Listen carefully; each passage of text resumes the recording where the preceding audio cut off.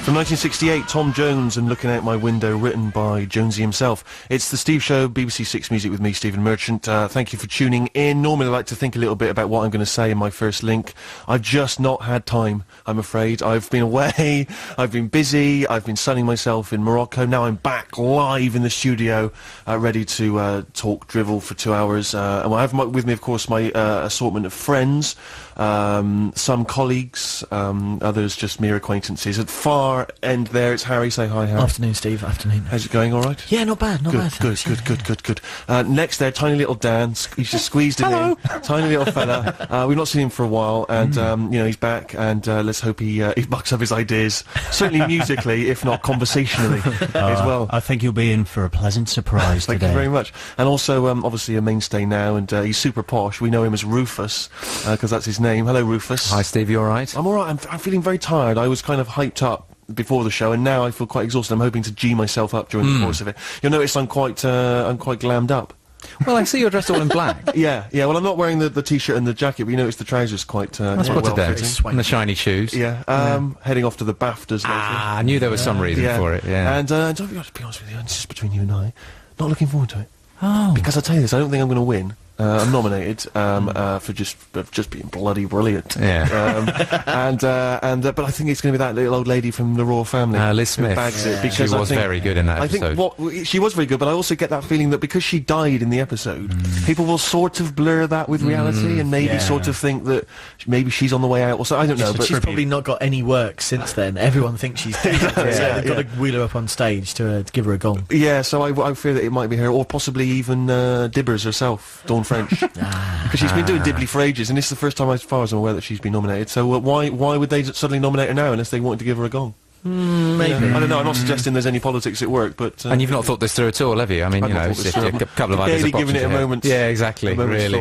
Yeah. So that's anyway. So because if you go along and you don't win, it's dull. Yeah. It can be very dull. Do they do that thing where the cameras are... I was reading an interview with Michael Sheen the other day. He was saying how the cameras are 2 or 3 inches away from your face, so that when it's and the winner is, they're really, really close in, and when it's the other person's name, you have to do the clapping, immediately clapping as hard as you can, and smiling. And nodding like yes. Oh, excellent. That's well done, Liz. Well, So is it going to... Do they do that? Are they going to be filming you really close? Very close. They'll be very close up, yeah. And as I say, I suspect I will lose. Yeah. But worse still, if I do win, I've got nothing. Got nothing in terms of an amusing speech, a droll witticism. I feel, I'll be honest with you, when you've been to as many award ceremonies as me, you run out of ideas, you run out of stuff, to be honest. So I'm thinking straight away, if you, the listener, have any ideas, what can I say if I go up on stage later? If I do, am I lucky enough to beat Liz Smith? 64046, or you can get in touch, Stephen with a ph.6music at bbc.co.uk. What can I say if I'm lucky enough to win another bloody gong? Sloppy work, Jude. Sloppy work.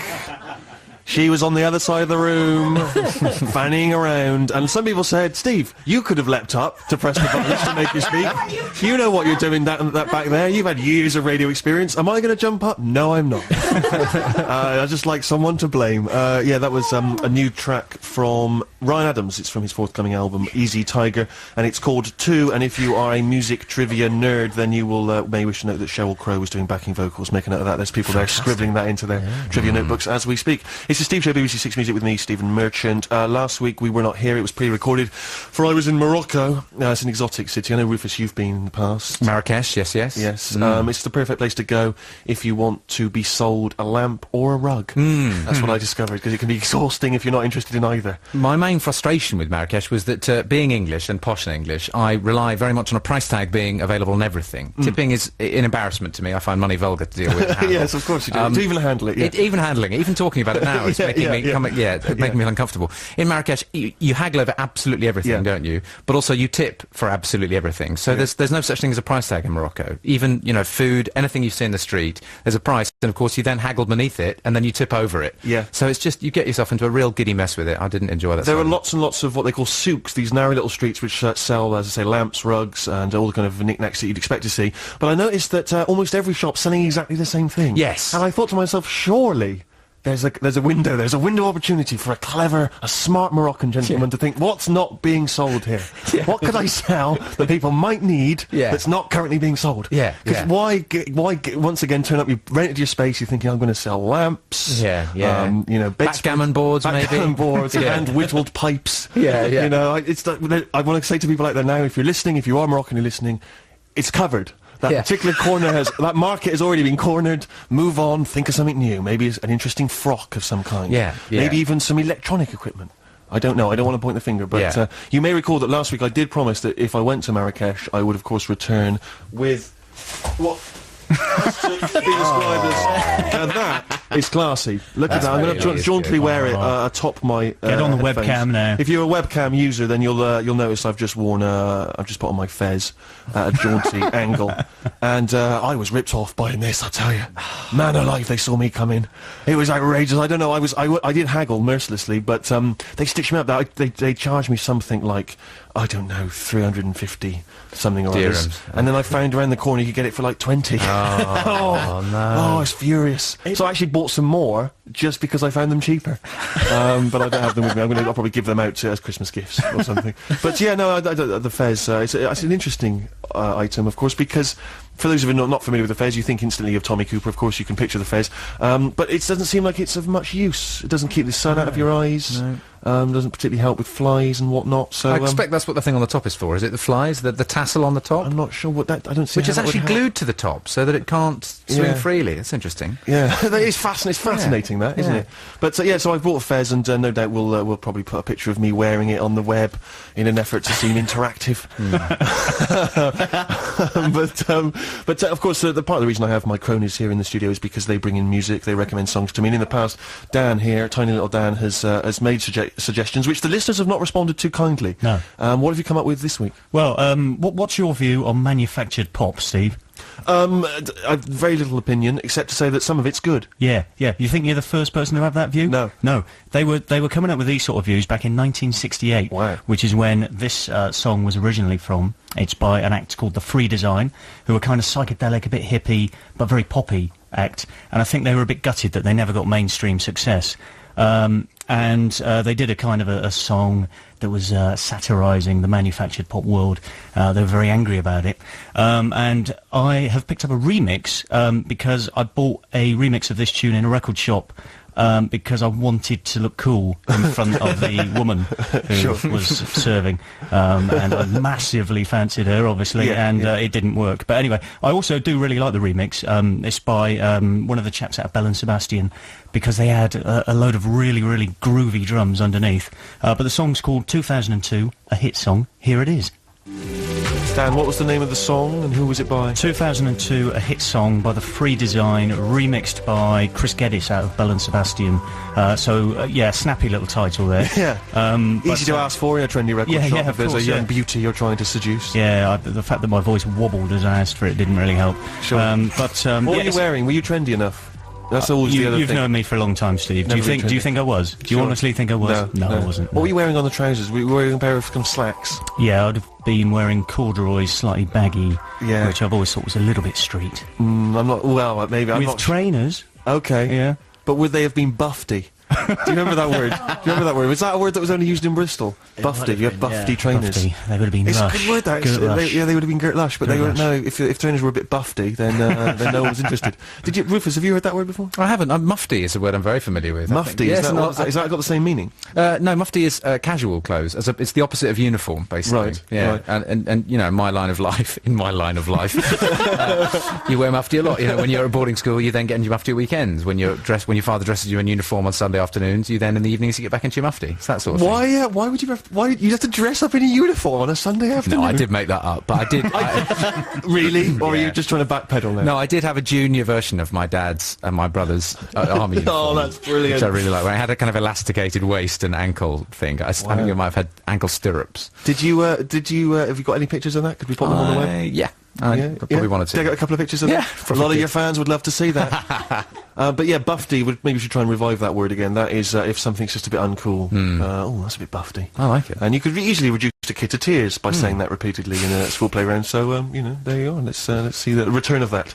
And someone was telling me that there was an amazing YouTube clip where, you know, this thing of happy slapping. And you know how it's kind of, I just think it's an absolute disgrace. You know, these young people, they just kind of, they slap someone and they're videoing it on their phones and stuff. And apparently there was a clip, and I'm not advocating violence in any way, but apparently a couple of young pranksters were setting up, they were contriving to accidentally slap a woman, and they were videoing it on their phone, and they did it, but her boyfriend instantly leaped in with a punch and just downed them on the floor, and they carried on recording it. And it was like the perfect note of vigilante justice. Do you know what I mean? Where these young tykes are going to dished out with some happy violence of See how you like that? Yeah. Wow. Yeah, it's so brilliant, isn't it? I love it when rights are wronged. Yeah. Batman style in real life. It's brilliant, isn't it? It's just brilliant. I asked earlier if you had any thoughts on what I might say if I was lucky enough to win an award this evening. Of course, my erstwhile colleague Ricky Gervais is also nominated. I don't know. He might also be a contender. But Harry, any thoughts? Well, Josh in Glasgow's got in touch to say, how about going with a tried and trusted, straightforward acceptance speech? I'd like to thank all the little people that have made me so big. That could work. Yeah. Right. Is that having a dig at my height, or is it... I'm not sure it's a dig, it's more of an acknowledgement. Sure. Of all the little people. Someone did get in touch and was a bit upset, saying that not only had you not thought about your opening bit for the show today, but you hadn't thought about your BAFTA speech as well. Yeah. It's like you don't care about the listeners or anyone watching the BAFTAs. You know, you're just on holiday, enjoying yourself. I think they've nailed me there. I think they've got me. They got me banged to rights. I mean, I would argue with them, but I think that would insult the listener. But we have got an interesting Fez Rev from Tim in Manchester. I'm always on the lookout for a Fez Rev. I'm not sure if this is true or not, but it sounds good. Fez is a university town, and the hat is part of the uni uniform, hence the tassel. You're dressing like a student. It sounds good, but I think it's probably absolute rubbish. Well, can anyone confirm that Fez Rev? Because I'd hate for people to go around there now passing that off in pubs during conversations. I would hate for them to make that error. You know, I like to keep the show informative. We have to play a trial. After that, we'll have some Boo Radleys. From the album Giant Steps, Barney and Me by the Boo Radleys. Music trivia nerds may wish to get their pens ready. I've got an interesting piece of trivia. Apparently the former bassist of the Boo Radleys, of course the band now disbanded, apparently he teaches information technology at a school in Northern Ireland. Fantastic. Yeah, make a note of that. So again, pens scribbling away as we speak. I'll just give them a second to just jot that down in the in the Boo Radleys bassists column of their trivia notebooks. And anyway, yes, should I go into this now? Why don't we talk about this now? Yes, apparently it's the 40th anniversary of Trojan Records, the label, of course, that brought us many great reggae classics over the years. And all weekend, you might be interested to learn, Six Music has been celebrating that fact. And various people, I suspect, have been choosing favourite Trojan choices. And here's one of those gentlemen now. It's Andy Weatherall. You're through to the Trojan Respect line. Please leave your name and message after the tone.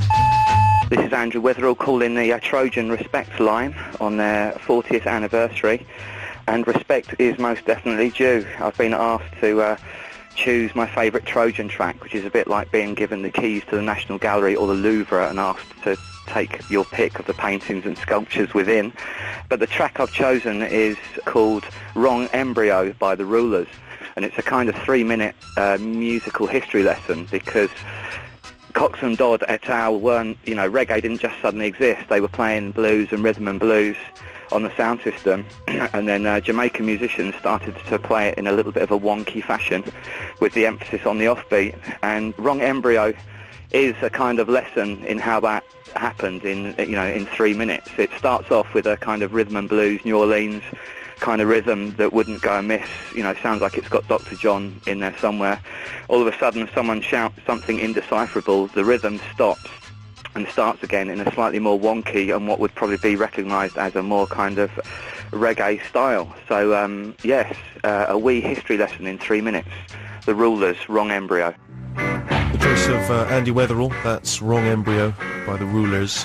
And it's certainly made me even more laid back and relaxed than I already was. But I'm quite enjoying this kind of chilled out Steve show. Sometimes I can get a bit frantic, but I quite like this new sort of measured, calm Steve.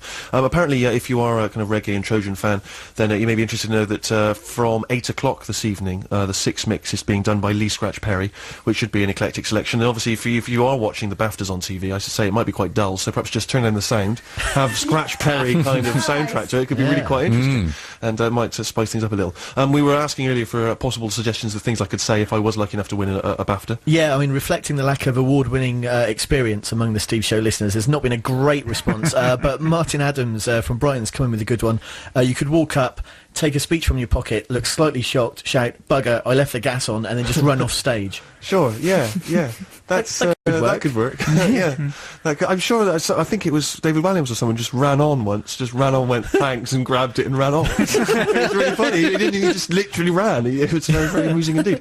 We will be meeting another CJ nominee after the news. Plus we've got obviously some listener suggestions and more choices from the gang here. It's just the gang.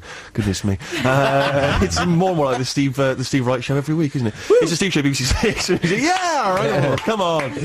Here's the news. Libertines, Don't Look Back into the Sun on the Steve Show, BBC6 Music, with me, Stephen Merchant. Thank you for tuning in. I'm here with Harry. Say hello. Hello. Little Dan. Hello. Hello, tiny little Dan. Can you pop on this fez? Okay. Pop the fez on. In no way am I being patronised. No, take your headphones off. How's that? And pop it on a bit tighter so it kind of comes down and almost hits your eyes. Yeah. Good. That's good. I want you to wear that, please. I'm looking at the webcam now.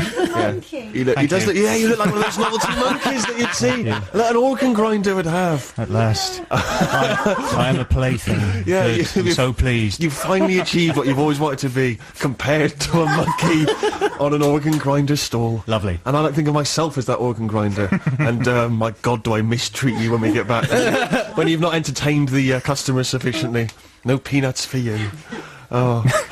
Can I take it off now? No, let's leave it on. Leave it on. It's great. It's funny. Could we not use it, because the studio's quite packed today, if we just leave it on the desk, and whenever anyone wants to speak, rather than waving around manically like I usually do, we could just put the fez on. Put the fez on. And that would indicate that you could come to us in a couple of seconds. Do you have an idea of what we could do with this fez?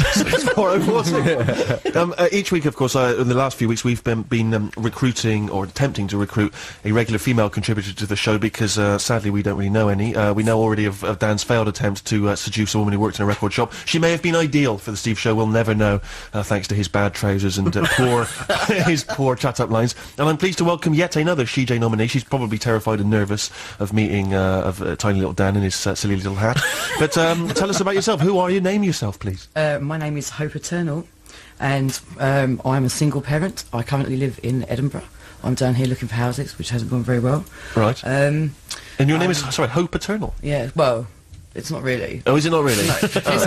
That's my stage name. So, okay. Yeah, so you've had time on the stage. What kind of stage? I have. Yeah, I do stand up. Okay, right. And is that going well? Well, it was going really well, but then I had kids. So that can eat into it, I imagine. So yeah, so it's hard to get a babysitter in the evenings. How many kids are you a single parent of? Twins. Really? I bet that's quite tricky, isn't it? It's great, actually. It's very good? Yeah, it's very entertaining.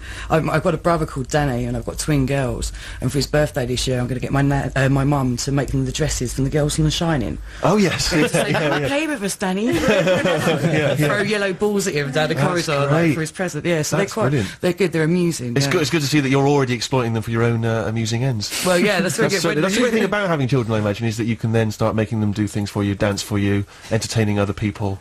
Yeah, well, dress them up in funny ways. They love it though. They love dressing up. Yeah. How old are they? They're 2 in August. Oh, of course, they're of course both 2 because of the twins. Yeah. I mean, I can tell I'm not a father myself. It took me a little while to figure that out. And what else do you do? I mean, tell us about music. You're a music lover? I am indeed. Yes, I've got quite a fetish for music. I used to DJ at a club. Well, actually, it was in a pub. It was called Cheese Night, and we used to play the most sort of the cheesiest records you could find ever. Some really obscure Hammond sort of stuff, and then a bit of Dolly Parton, but we had a no ABBA rule. I agree. Yeah, Rufus and I were at a wedding yesterday, and I was doing a little bit of DJing towards the end. Oh, that was a treat for them. Man alive, most people couldn't afford me at a wedding, but I did it gratis. Well, there will be obviously expenses, travel expenses, and obviously I was plied with drinks. But classics, of course, it was B-52s. I sadly didn't get around to Come On Eileen, which was a tragedy. But no ABBA, I can't be doing with it. No, it's all wrong. It sickens me. It annoys me. Did you play I've Had the Time of My Life? I should have done that, shouldn't I? I only had an hour and a half, and I was so many favourites I had to get in. I noticed of late, I don't know if it's a generational thing, but the Minder theme song. Oh, it's very popular now. We went crazy for that, Steve. They absolutely go wild for it.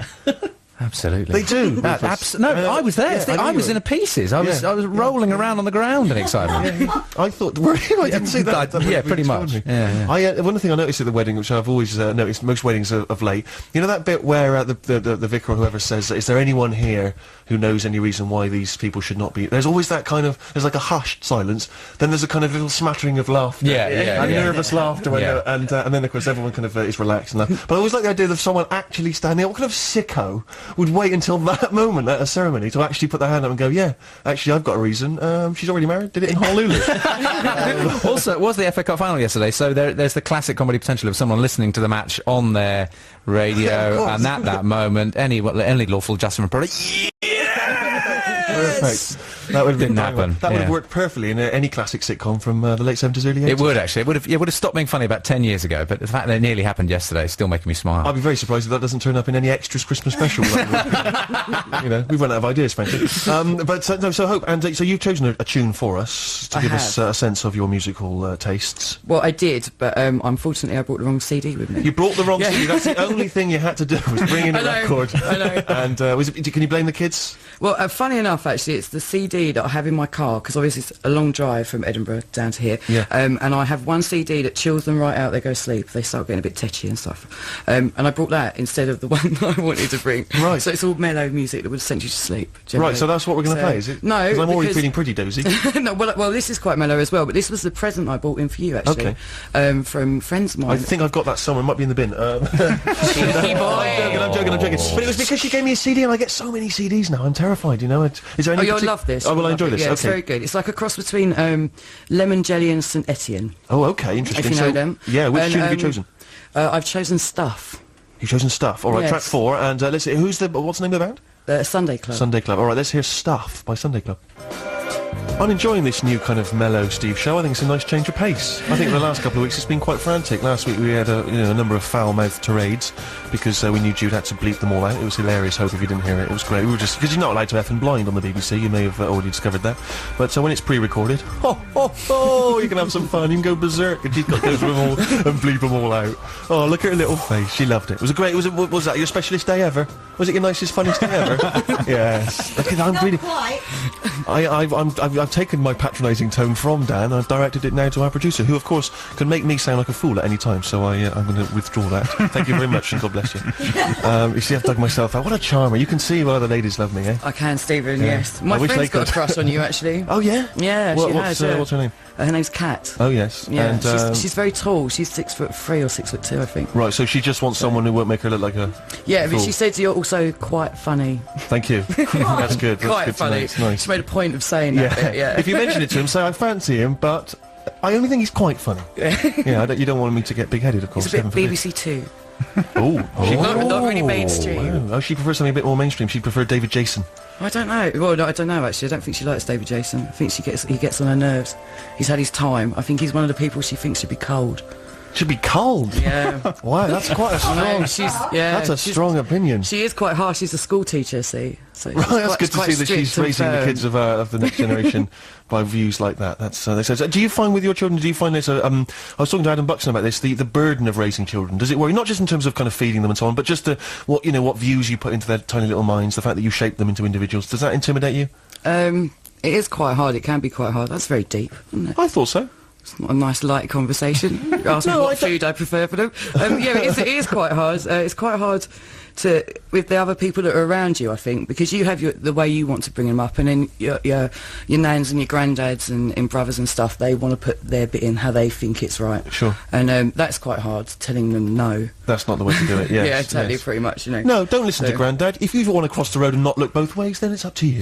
Do whatever you want to do. It's your life. Yeah, I quite like the idea of just having children, just so I can kind of feed into them all my thoughts on music, film, everything else. That seems quite nice, forcing to shape them into, sort of basically my tastes. Well, I kind of do that with them as well, actually, but they sort of indicate what they like. I mean, one of them really likes mellow stuff like I just played, and the other one likes kind of like more, not hardcore, but she's more into sort of... Hardcore, No, really? no, she's more into sort of What, John... New Rave, John Claxons, that no, sort of no, thing? she's more into sort of like John Spencer and stuff. She likes it a little bit harder, a little bit rockier, you know. Sure, So sure. bit of a clash going on there, because they are totally different. They're not identical, so they're completely different. It's Yeah. completely different, yeah. Well, thank you very much. It's an insight, because you've already offered a new perspective to the Steve Show. You know, we've talked about kids, we've talked about women's stuff. kind of. I.e., the raising of children. Oh, you're getting in trouble there. I'd like to be a little bit naughty, a little bit controversial every week if I can, just to really annoy people. Because I find it gets under people's skin. Do you think you could be a single parent?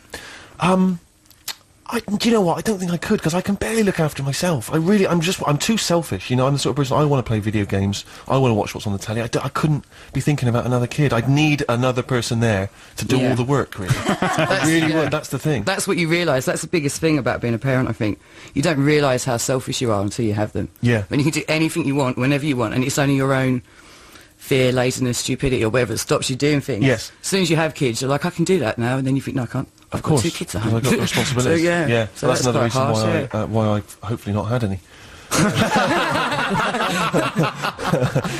Okay, so listen, each week we have been digging stuff out of my pigeonhole. People come round, they put CDs in that are forthcoming releases, and we like to listen to a few, see what we make of them, and hopefully you'll listen to some of these, see if this tickles your fancy. First up is a track called, now what is it? It's, which one, what have we done for it? Is it I Don't Want To? I Don't Want To, it's by this guy Example, who did, I think, another kind of novelty type tune earlier in the year, and have a listen to it. The lyrics are very funny, so it's worth paying attention closely to them, so have a listen to this. I Don't Want To, it's Example.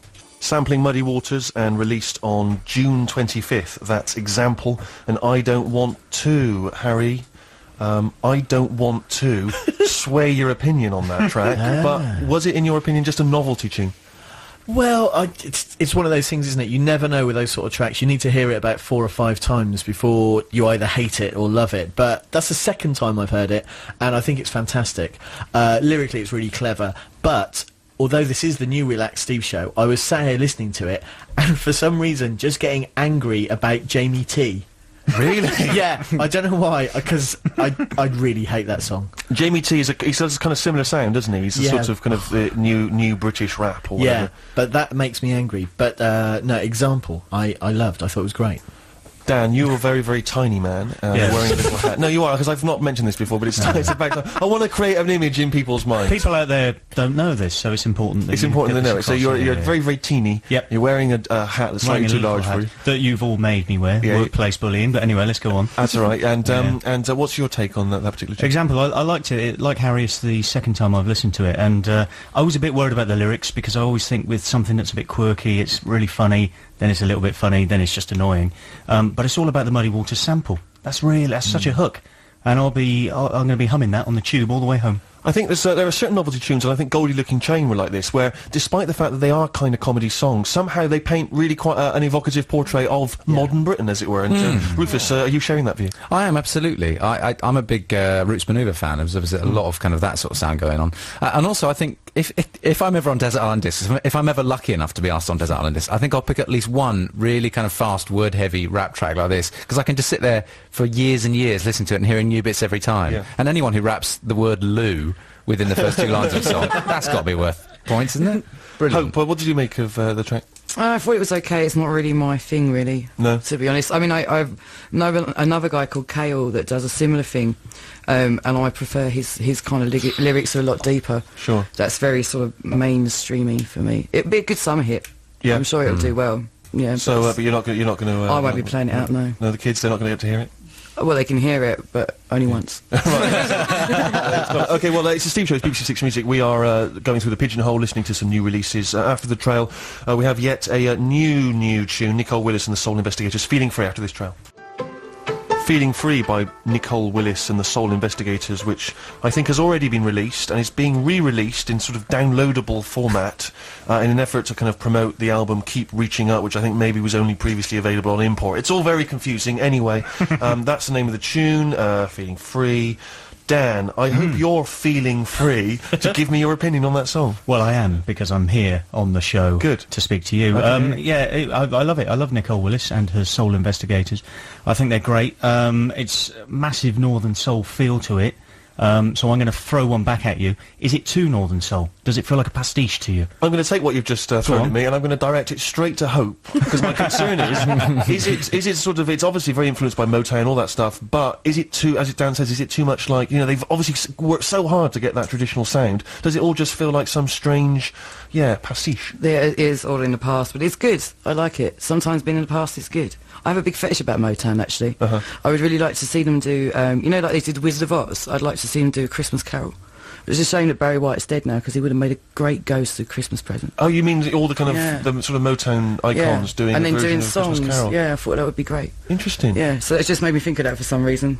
That's what happens when you have kids. But a lot, a bit obscure. So but no, I really liked it. I thought it was good. It was kind of old school, but that's not such a bad thing. It gets to a certain point where everything sounds like something else, doesn't it? You know? It's hard to be original. Yeah. Yeah, well, that's why this show's increasingly sounding like Steve Wright. Nothing wrong with that. It's a great show. Round of applause for Steve Wright. Harry, I imagine it's not the sort of thing that that would tickle you. No, I enjoyed it. I enjoyed it a lot. My problem is it's probably too good at what it's doing, and it's going to end up on adverts selling ice cream, for the rest of the summer. Point, yeah. That's my problem. I think it's either going to do nothing or it's going to be everywhere, at which point I'll turn around and go, no, I hate it now. Sure. Okay, well, is that something that's going to also impact on you, Ruth? Well, in the world of my head, Steve, this this song is the theme tune of a children's television programme at 4 o'clock in the afternoon about Nicole and her soul investigator. Right. And because it reminded me of like the Red Hand Gang or something. There was a sense of a lot of people running around solving crimes, having adventures, and this is their theme tune, and they run down streets pretending their hands are guns. Yeah. And this is the music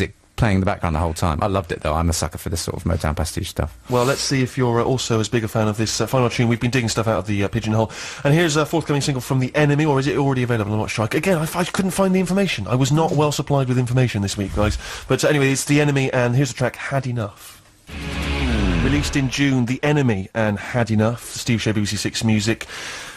Rufus, you've only heard it once, but have you already had enough of The Enemy? I could see that. I think, we saw that link coming. I'm not excited. Everyone sounds like Julian Cope to me at the moment. Everyone is sounding like Julian Cope. Right. He's kind of the advancing army of him coming towards me. But I'm not a huge no huge excitement for me, that song. But I like the vocal track. See, I quite liked it. I thought it had a kind of a nice joie de vivre. What are your thoughts, Hope? I thought it was slightly bland. Heard it all before. It's a bit bland. Oh, no, sorry. You're taking no prisoners. No, sorry. I'm a bit of a music fascist, really, and you hear it all the time, don't you? In a moment, there seems to be this kind of indie rock thing going on that I've just heard. I want something different now. What would that new thing be? You've already come up with the perfect Motown movie, Christmas movie. What are you expecting from music? I don't know. I'm really into ukuleles at the moment, actually. Are you? I think there should be some uke stuff going on, some crazy... Some classic Formby, some great George Formby re-released. That would be quite good. We still play George Formby quite a lot when Do we you? DJ. Yeah. I in my like head Formby. then, or in my house. It's extraordinary to think about George Formby being quite as big a star as he was, because he was quite an odd-looking guy, and just played, I think, the same tune and just sang different words, normally like window cleaners or the like, and this alone was enough to make him a national superstar. It's wonderful, really. Things were different then, though, weren't they? They were simpler times. Yeah. We're so old. What other shows on Six Music are discussing George Formby? That'll make it into the press. Merchant slams Formby. Harry, you love rock and stuff like that. Did you enjoy The Enemy? That's a very insightful point. It was quite bland, wasn't it? It started off quite exciting. I thought it was going to be a bit hot heaty, but it wasn't. It just really petered away. According to Wikipedia, and I'm assuming it's true, apparently Warner's have signed them up for 1.7 million. Ooh. That's ridiculous. That's a huge amount of money for something that was, really quite average, I thought. Dan, yes. Do you share that view? Well, if they've got 1.7 million knocking around, they can't spend all of that. So I'm going to say it was brilliant, and for a small fee, I will champion The Enemy at every single opportunity.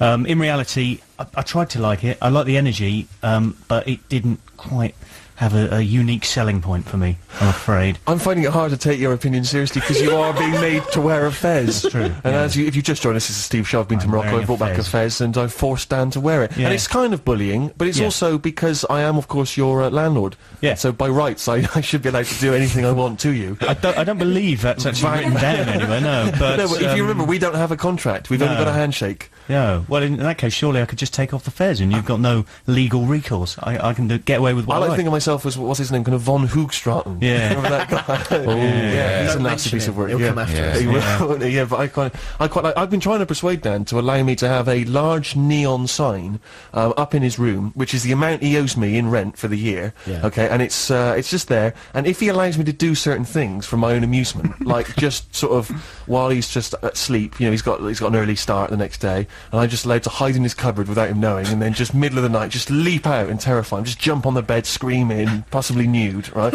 If he allows me to do that, it's just whenever I choose, as on a whim, then he'll, on the ticket, on the big show, the overhead neon sign, some of the money will come off. It will just, you know, so slowly, theoretically, if you kept indulging my whims, by the end of the year, you'd have to pay nothing. He's so far not gone for it.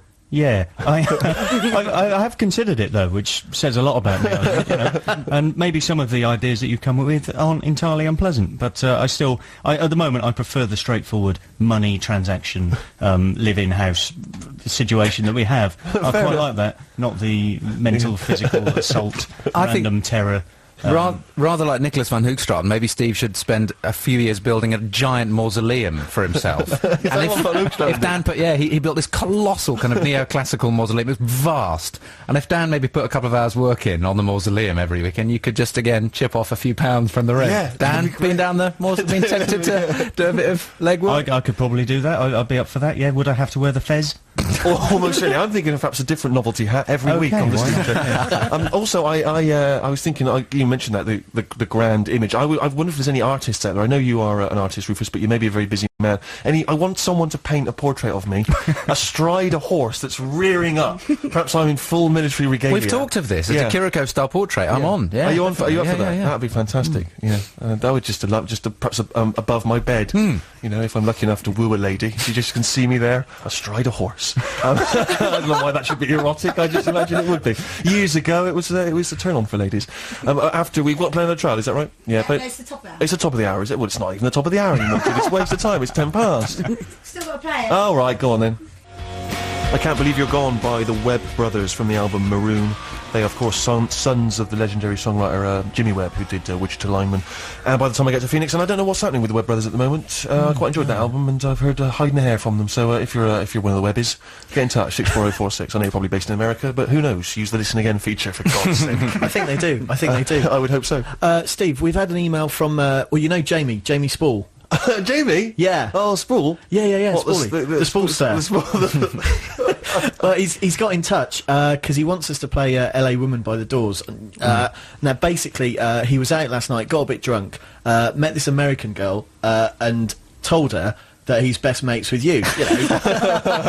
You know, he's a good lad. You know, we all do that. And she loves The Office, and he said that he'd have a word with you and get this song by the Doors played. He's meeting her in a couple of hours. Can we help him out? Now, we've done a lot for the Spoolster in the past because he's a good lad. Oh, so what a guy. Yeah. Hang on, wait, I'm confused. So is he listening to the show with her? Well, I guess that's going to happen somehow. It's the Listen Again feature, isn't it? He can go, I had a word with Steve while we're out having a lovely pub lunch, you know. He's played your song for you. Go and listen back. I tell you what about, because we don't really have time to play LA Woman, but what if I'll just back announce it like I've just played it, and then he can kind of record that and perhaps play it to her on his mobile phone or something, or he could just find that exact moment on the Listen Again feature. For my old mate Jamie. Yeah, the all right, Spoolster. Yeah. Okay, well we'll go for it now. Okay. Oh, an absolute gem there from The Doors, LA Woman, absolute classic. I play that, of course, from one of my Beza mates, Jamie. I know he's been out and about of late, getting a little bit randy with the ladies, you old dog. And, good luck with that. Maybe you've met an LA woman of your own. I don't know. Brilliant. But good. Let's hook up soon, man. All the best. Give us a call. I haven't seen you for a while. Anyway, that'll work perfectly. Anyway, really what you should have done is, of course, go through the formal channels, which is to go to the website, www.bbc.co.uk/6 music, and then you can log there your song requests, as this person has done. She is on the phone. What is your name? Hello, I'm Danielle. Hello, Danielle. Where are you calling from? I'm calling from Brighton. Brighton, lovely. I was there very recently. Is it sunny?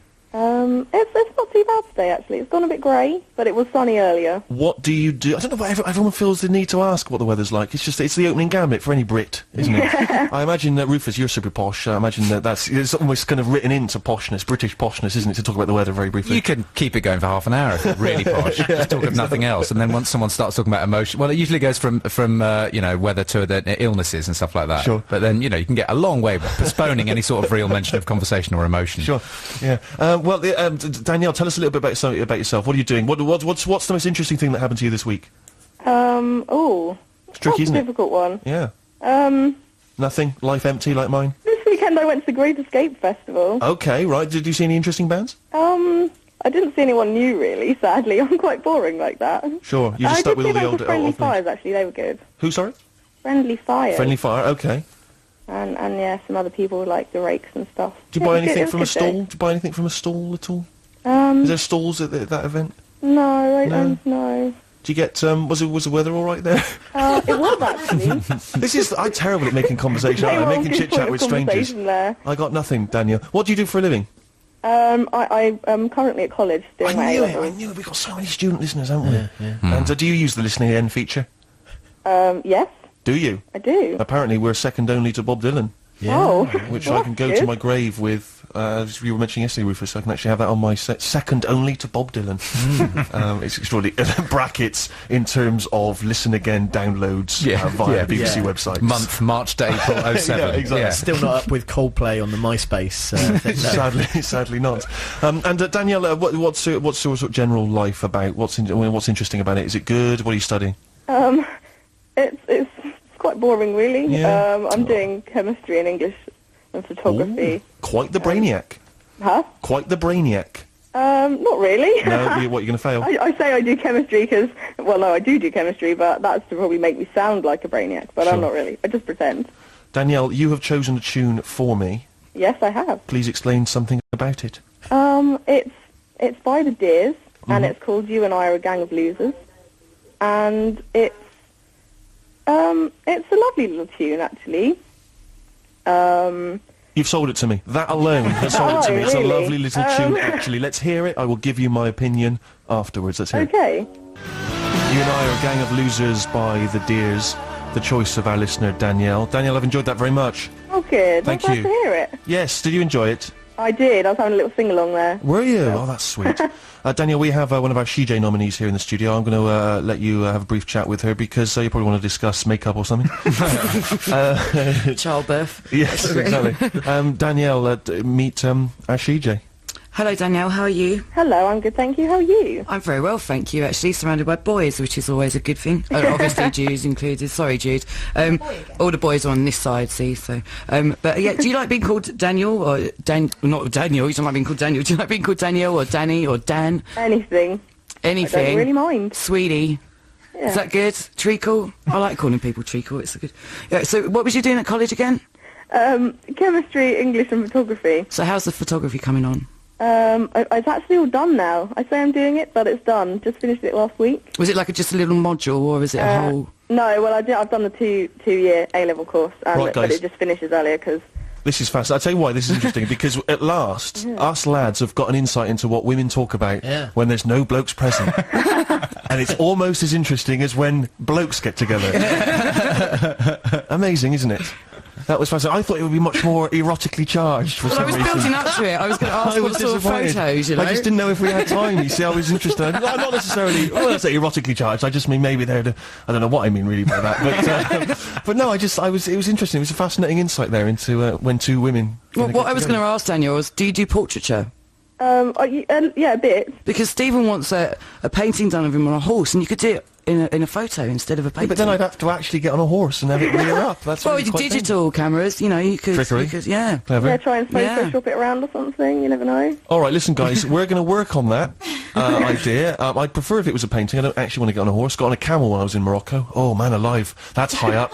It's a tall old camel, plus I'm sat on the hump, plus it's me on top. We're going down a little incline. Oh, I thought this is it. I thought this is the end of Steve. And it was wobbling back and forth, and I thought, I don't know what to do. If it does start to topple off this little incline, what do? Do I leap off and try and roll, Jack Bauer-esque, or do I just let it fall on top of me? I didn't know what to do. I don't know what camel etiquette is.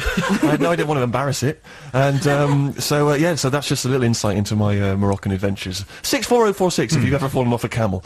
But thank you very much indeed, Danielle, for getting in touch. I really appreciate it, and we've enjoyed the choice enormously. You're welcome. I'm glad you enjoyed it. Thank you very much, Danielle. Okay. If you are a listener who would like to make a recommendation of songs that I've perhaps not become familiar with, then you can get in touch by going to the website, BBCW... Was it www.co.uk? You should know it by now. I find it difficult to say with my Bristol accent. It's the slash and then the 6. It really confuses me. Dan, what's the email? The email is stephen.6music@bbc.co.uk. That's a figure 6. Don't write it out. Thanks very much indeed. Each week we've been adding a tune to the Steve Show Songs to Seduce Women by CD. And here's one I've chosen. This might be the oldest track that we've actually played on Steve Show, I'm not sure. From 1958, this is Julie London. And How Long Has This Been Going On? Described as the girl with the come hither voice. That was how she was described on, I think, at the first album, which is exactly right, isn't it? The come hither voice. Julie London and a track called How Long Has This Been Going On from 1958. And we add that to the Steve Show Songs to Seduce Women by CD. We, of course, gentlemen, have to decide which of you is going to the Glastonbury Festival. Oh, no, because if you remember, there are 2 tickets, and there are 3 of you. Yeah. And obviously I get to go. They were obviously personally invited by Michael Levis, I imagine. I don't know. but obviously, yes, so we'll have to decide that after the news. Plus, we'll have perhaps a final choice from either Rufus or Harry. Ooh. Here's the news. Rappin' Forte and Players Club from his 1994 album Don't Fight the Feeling. The Steve Show, of course, very much a Players Club, but today we've allowed a lady entry for one show only, and we've enjoyed your company very much. Hope, how have you been getting on so far with the show? Well, that's very good, thank you. Very professional. Do you think so? Yeah, more professional than I'm used to, which might tell you something about how unprofessional I am. You do some radio work, is that right? I do, yeah, I do. And what's your station? Error FM. Error FM? Error, yeah, it's not a mistake. Right, what's that? That's their catchphrase. That's their catchphrase. Error FM. It's not a mistake. Yeah. Right. Yeah. And how can people tune into this? You can find it online, but can I promote my MySpace page? You have a MySpace page? Yeah, is that cool? Excellent. Everybody's got a of course. MySpace page, isn't it? It's www.myspace.com/mindthecrack.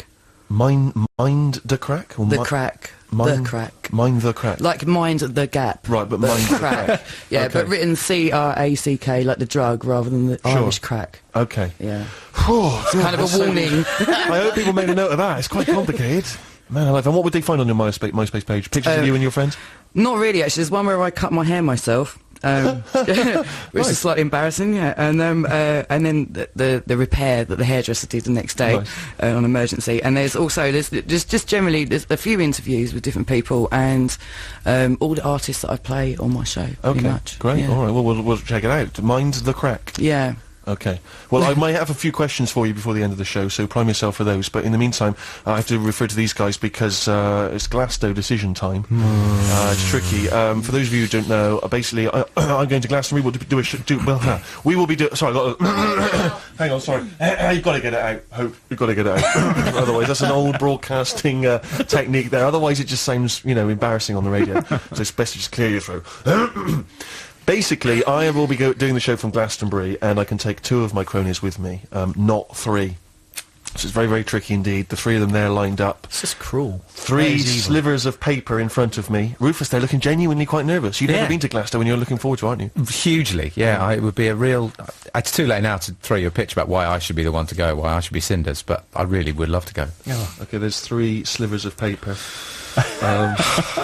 I'm going to allow Fezboy to choose first. Oh, right. Great.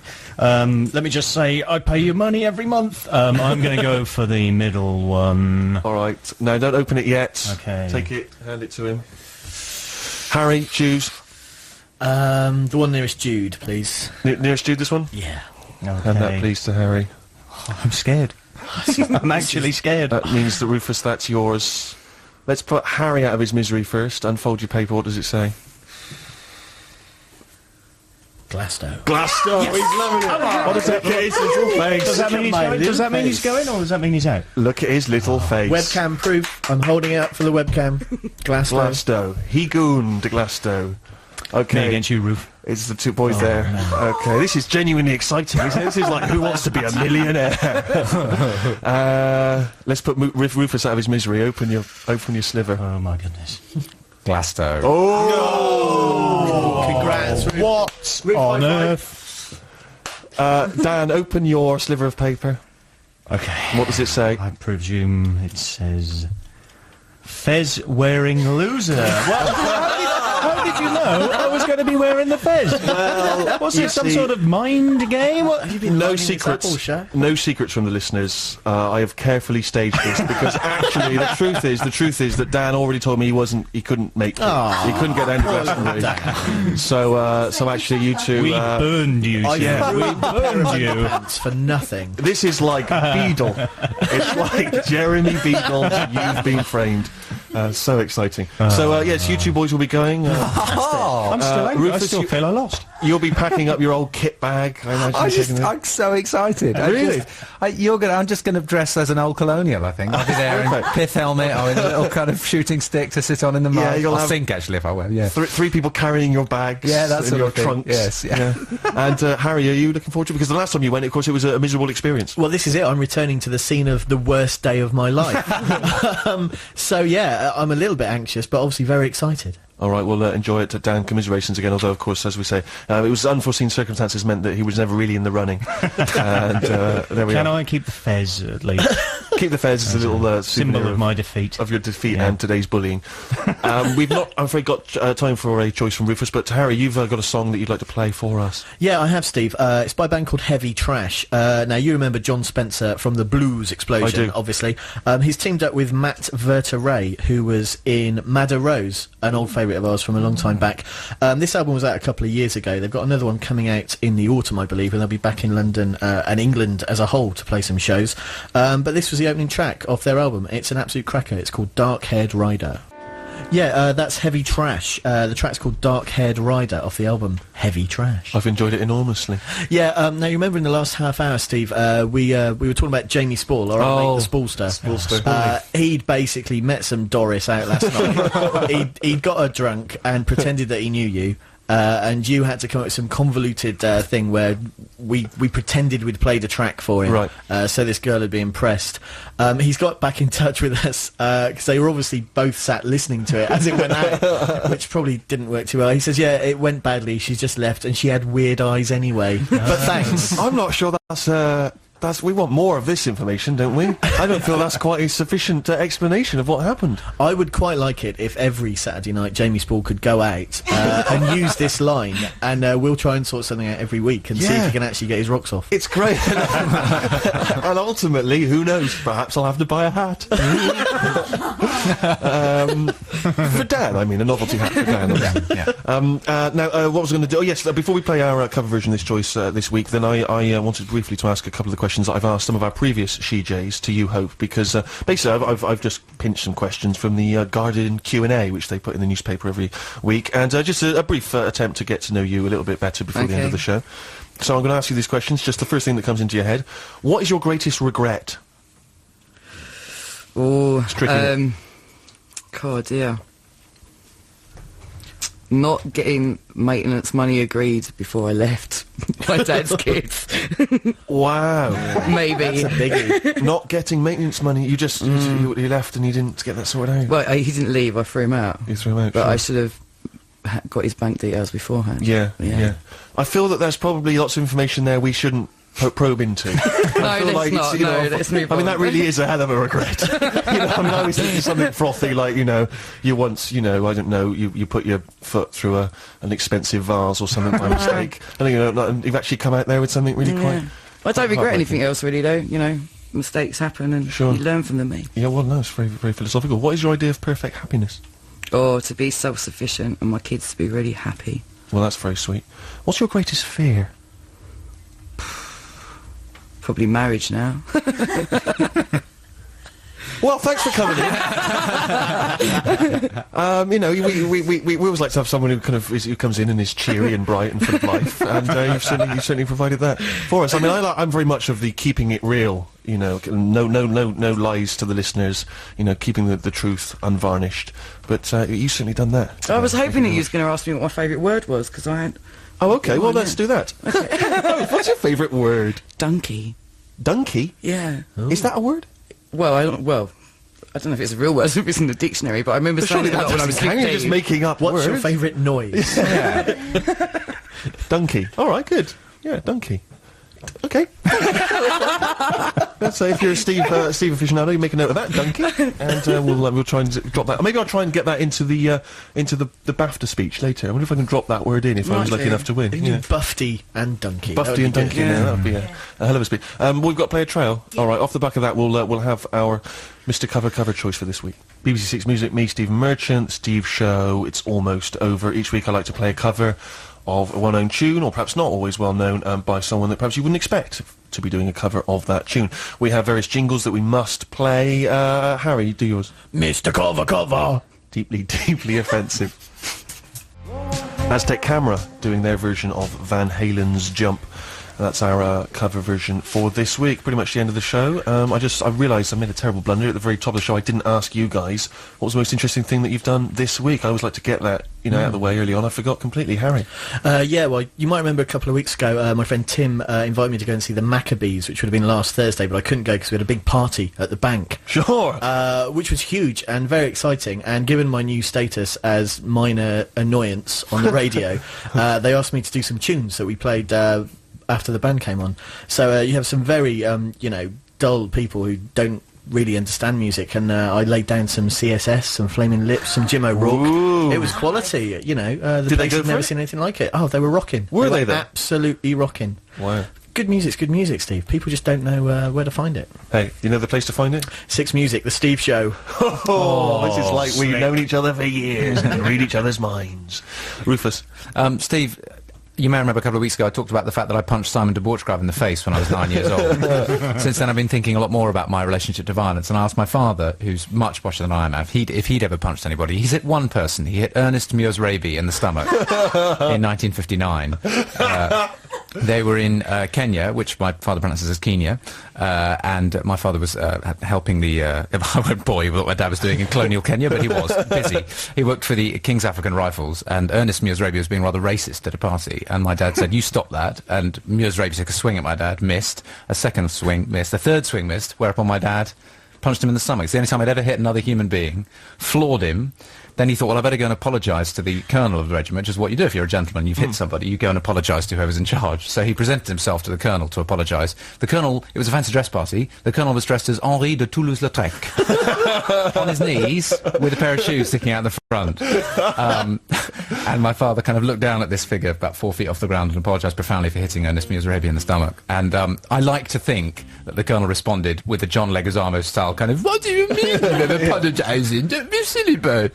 That's one of the poshest stories you've ever told. I have to hand it to you. That's extraordinary. We had Kenya, we had colonels and major generals. What was the gentleman who got hit? Ernest Mears Raby. Mears Raby? Yeah. Wow, I don't... If you are posher than that, then do get in touch. Stephen.6music@bbc.co.uk. Dan, I'm afraid you'll have to tell me the story when we get home. Okay. All right, but thank you very much indeed. I'll leave you with Labby Sifri for the end of this week. And that's that. You can get in touch, as always, with the website and stuff and all sorts. And anyway, we'll be back soon. Anyway, BAFTAs tonight. Good luck, mate. Good luck, Stevie. Thanks. I wasn't fishing.